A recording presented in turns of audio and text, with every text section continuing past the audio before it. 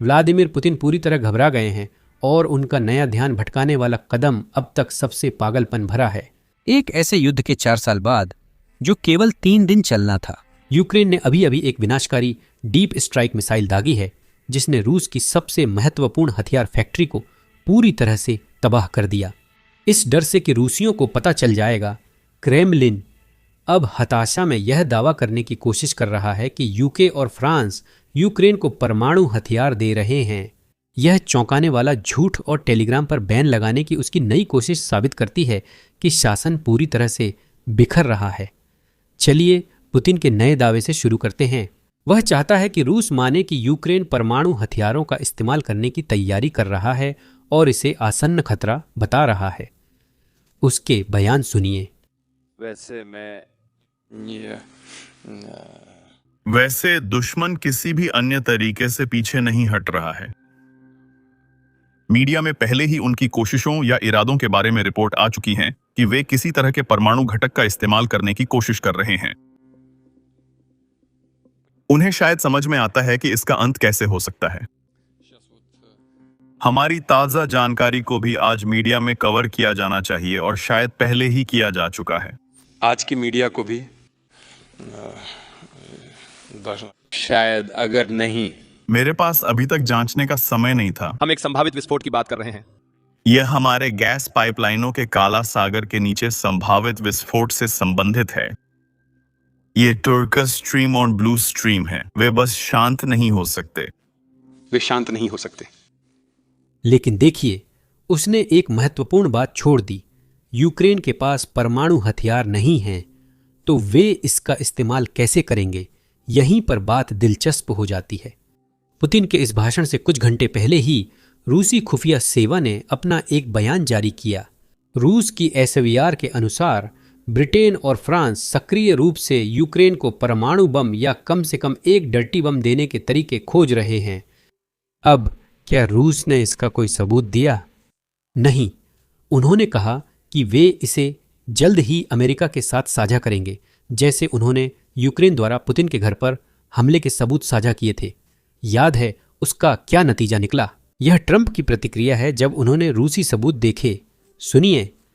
तो आपने कहा था कि आप यूक्रेनी राष्ट्रपति जेलेंस्की से बहुत नाराज थीं अगर वही पुतिन के आवास पर हमला करने वाले थे। सही है। पुतिन ने कॉल पर बताया कि हमला हुआ है। आप सामने आई और कहा कि पुतिन को सबक सिखाएंगी। कुछ आलोचना भी हुई। कुछ ऐसा हुआ था जो काफी पास में हुआ, लेकिन उसका इससे कोई लेना देना नहीं था। उस पल में आपने ऐसा क्यों कहा? आपको ऐसा क्यों लगा? क्योंकि तब किसी को पता नहीं था और वही पहली बार था जब मैंने सुना। आपने बताया था कि उनके घर पर हमला हुआ था।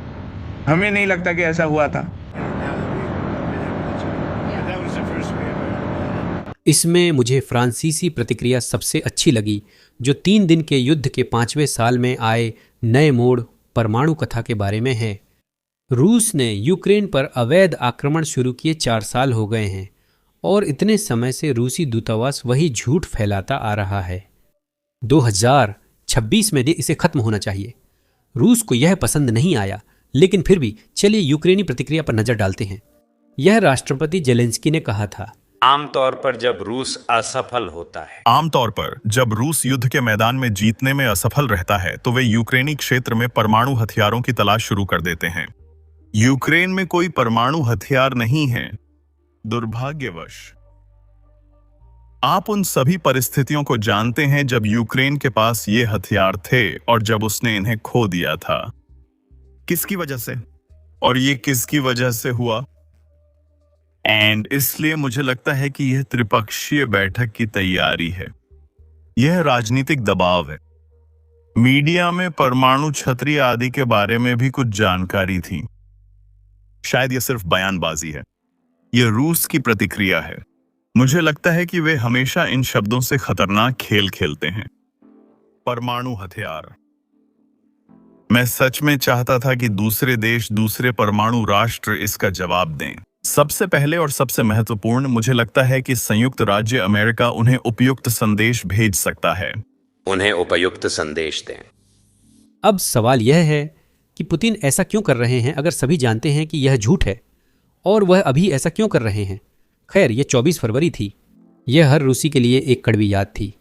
यह उस युद्ध की चौथी वर्षगांठ थी जो केवल 3 दिन चलना था। यह युद्ध अब रूस के द्वितीय विश्व युद्ध से भी ज्यादा लंबा चल चुका है, जिसमें करोड़ों लोग हताहत हुए थे, और पुतिन को यह सुनिश्चित करना था कि रूसी लोग इसके बारे में न सोचें। इसलिए उन्होंने विषय बदलने के लिए ठीक उसी वर्षगांठ पर यह परमाणु झूठ फैला दिया।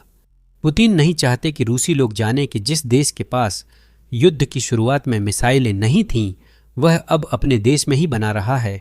वे मिसाइलें रूस में गहराई तक हमला कर उन फैक्ट्रियों को जिन पर पुतिन निर्भर हैं नष्ट कर रही हैं। मैं बताता हूं कि मेरा मतलब क्या है, क्योंकि यह विनाशकारी है।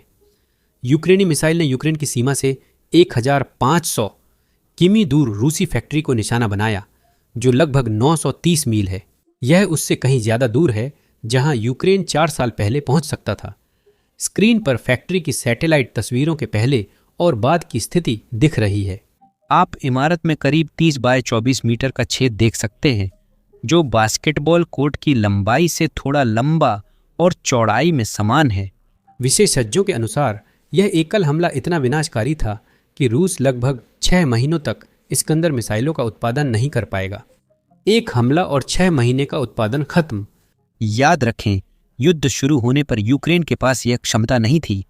अब वे हर हफ्ते ऐसे हमलों की उम्मीद कर रहे हैं। पुतिन के लिए सबसे बुरी बात यह है कि सिर्फ यही नहीं बदला है। युद्ध की सालगिरह पर राष्ट्रपति जेलेंस्की ने एक डॉक्यूमेंट्री जारी की, जिसमें दिखाया गया कि युद्ध ने यूक्रेन को ऐसे बदला है जैसा वे कभी नहीं चाहते थे। यूक्रेन मिसाइल बनाना नहीं चाहता था और रूसी रिफाइनरियों पर हमला भी नहीं चाहता था, लेकिन उनके पास विकल्प नहीं था। पहली रूसी रिफाइनरी पर हमला बड़ी खबर थी। अब राष्ट्रपति जेलेंस्की के अनुसार ये परंपरा बन गई है।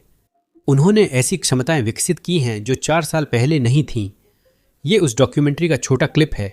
उससे पहले कृपया नीचे सब्सक्राइब बटन दबाएं। यह एल्गोरिदम में हमारी मदद करता है, खासकर रूसी बॉट्स के खिलाफ जो हमारी वीडियो को डाउनवोट करते हैं। गुस्सा नहीं, यह द्वेष नहीं है, यह बस वही है जैसा यूक्रेनियनों में न्याय की आवाज सुनाई देती है।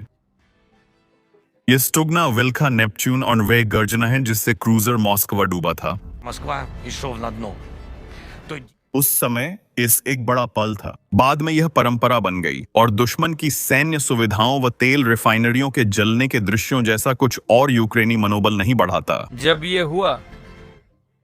जब यह पहली बार हुआ तो यह बड़ी खबर थी। अब यह लगभग रोज की बात हो गई है और जो कभी अकल्पनीय लगता था वह अब सामान्य हो गया है। यह सामान्य है। यही बात पुतिन नहीं चाहते कि रूसी लोग समझें। जिस देश पर उसने हमला किया वह कमजोर नहीं बल्कि मजबूत हुआ है। अब पुतिन के अगले कदम की ओर बढ़ते हैं। लोगों का ध्यान भटकाना ही नहीं, उन्हें सच तक पहुंचने से भी रोकना जरूरी है। रूस ने टेलीग्राम के संस्थापक पावेल ड्यूरोव पर आतंकवाद में सहयोग और उसे बढ़ावा देने का आरोप लगाया है। उसने आतंकवाद कैसे किया? एक ऐप बनाकर जिसमें लोग आपस में संदेश भेज सकें। मैं नहीं कह रहा कि टेलीग्राम पूरी तरह सही है। मुझे यकीन है कि इस ऐप ने पहले रूसी सरकार के साथ सहयोग किया है। पुतिन की समस्या है कि रूसी लोग इससे ऐसी खबरें देख सकते हैं जिन्हें वे नियंत्रित नहीं कर सकते, इसलिए उन्हें संस्थापक के खिलाफ कार्रवाई का बहाना बनाना पड़ा। अब आरोप लगने के बाद ड्यूरोव ने क्या कहा, सुनिए। रूस ने मुझ पर आतंकवाद में मदद के आरोप में केस दर्ज किया है। अधिकारियों ने रूसी लोगों की टेलीग्राम तक पहुंच सीमित करने के लिए रोज नए बहाने बनाए ताकि उनकी निजता और अभिव्यक्ति की स्वतंत्रता दबा सकें। अपने ही लोगों से डरने वाले राज्य का एक दुखद तमाशा, यही इसका सार है। एक राज्य जो अपने ही लोगों से डरता है, और यही बात आपको बताती है कि रूस के अंदर हालात कितने खराब हो गए हैं। यहां तक कि रूसी अखबार भी इस खबर का विरोध कर रहे हैं। सुनिए। यहाँ के अखबारों में भी टेलीग्राम पर दबाव की आलोचना मिलेगी, युद्ध समर्थकों से भी। मॉस्कोव्स्की कोमसोमोलित्स, कुछ लोगों के एक खास समूह का बड़ा पैसा जो राष्ट्रीय मैसेंजर की शुरुआत के जरिए बह रहा है, टेलीग्राम के पक्ष में दिए गए सभी तर्कों पर भारी पड़ता है। तो क्या टेलीग्राम मोर्चे और सीमा क्षेत्रों में संचार में मदद कर रहा है? तो क्या टेलीग्राम देशभक्ति प्रचार का सबसे शक्तिशाली साधन बन गया है, जिसके जरिए रूसी दुनिया के विचार यूक्रेन और पश्चिम तक पहुंचाए जाते हैं? या यह कि राज्य ने निजी फंड्स को छोड़ सांसदों, अधिकारियों, राज्यपालों, मंत्रालयों और यहाँ तक कि क्रेमलिन के लिए जनता के साथ संवाद चैनल बनाने और बनाए रखने में निवेश किया था। जब आपके अपने अखबार आपके झूठ को उजागर करने लगें तो आप नैरेटिव का नियंत्रण खो देते हैं। रूस में यही हो रहा है।